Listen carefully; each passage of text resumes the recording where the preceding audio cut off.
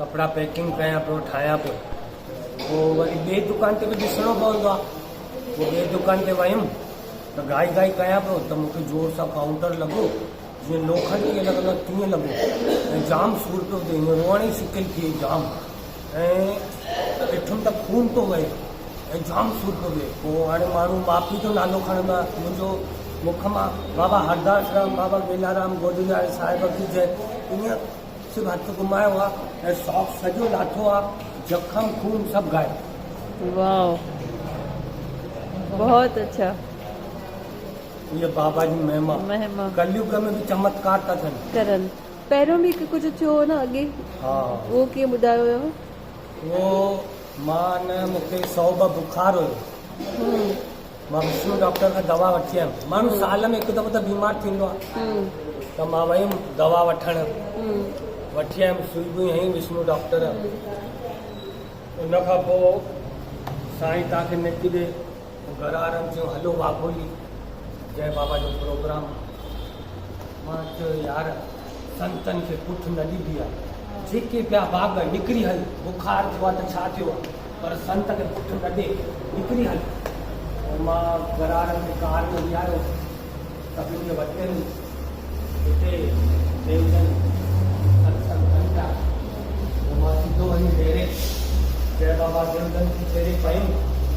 पहिरियों त मूंखे मां जंहिं महिल पहिरें पयुमि पहिरियों त मूंखे झिंझुर वॼाइणा हूंदा आहिनि 6-7 पुठियां झिंझुर आहिनि। मां चयो बाबा जो अद्भुत संत आहे मार थो थिए त मां जीअं वाइड़ो मां चयो हलो हिन में कुझु कष्ट कटिजंदा। हा पोइ वयुमि थोरी देरि घुमियुमि फिरियुमि रसोई खाधी पोइ देवजन मूंखे केक खारायो हथ रखियईं। पोइ घर वयुमि हिकु ॾींहुं गुज़रियो 2 ॾींहं गुज़रिया हफ़्तो गुज़रियो मां घर वारी खे चयोमांसि मूंखे त बीहर पीअण जी इच्छा ई नथी थिए।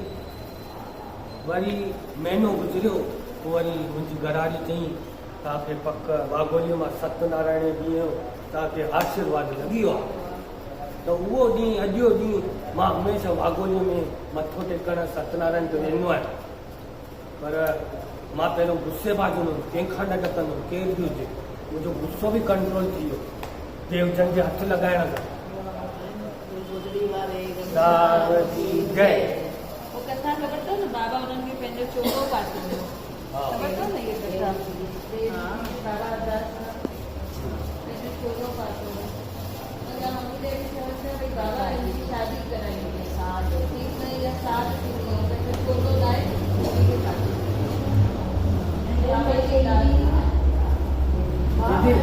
बाबा जी कृपा सां 7.5 लख जी कार वरिती बाबा जी कृपा सां इलेक्ट्रिक गाॾी वरिती सभई बाबा जी कृपा सां।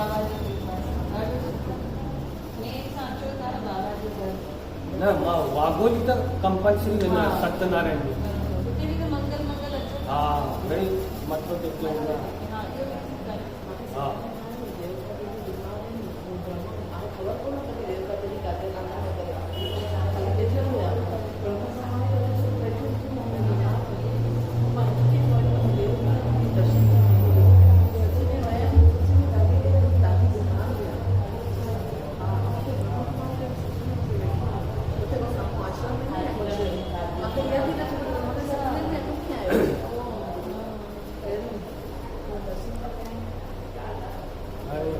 हमेशह वाघोली त वेंदो हिकु ॾींहुं तव्हां चयो हिते अचो मथो टेकण उहो पहिरियों ॾींहुं हुयो जंहिं ॾींहुं मां हिते आयुमि सभु नचनि पिया घटि में घटि दीदी कटोरो भरे मुंहिंजो अखियुनि जा आंसू वया ख़ुशीअ में। पोइ हिकु संत जी तुंहिंजा दुख दूर थी वेंदा।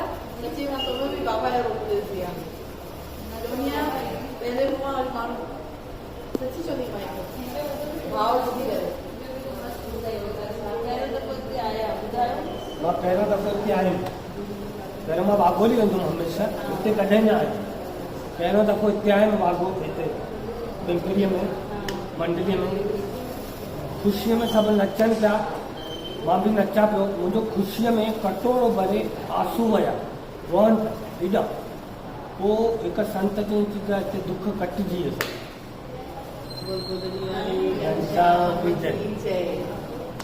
महिमा वॾी आहे। मां जिंदगी में सब संत ॾिठा पर गोजरी वारो संत सभ खां पावरफुल। मां गुण ॻाईंदुमि। इहो चवण लाइ बाबा कंहिंखे ॻोल्हंदा आहिनि माना कंहिं मोती खे ॻोल्हे करे इहे शब्द चवण जी ताक़त थींदी आहे। हर कोई न चवे थो।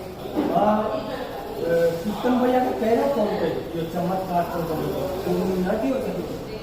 गोजरी वारो नालो खयो, बाबा जो भॻवान दयाराम गोजरी वारो नालो खयो, जॾहिं जखम खून सूर बि ॻाए। जय बाबा तबियत ठीक है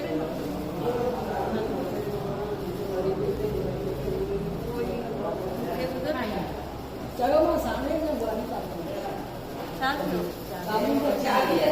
जल्दी नवेंदा करो ना।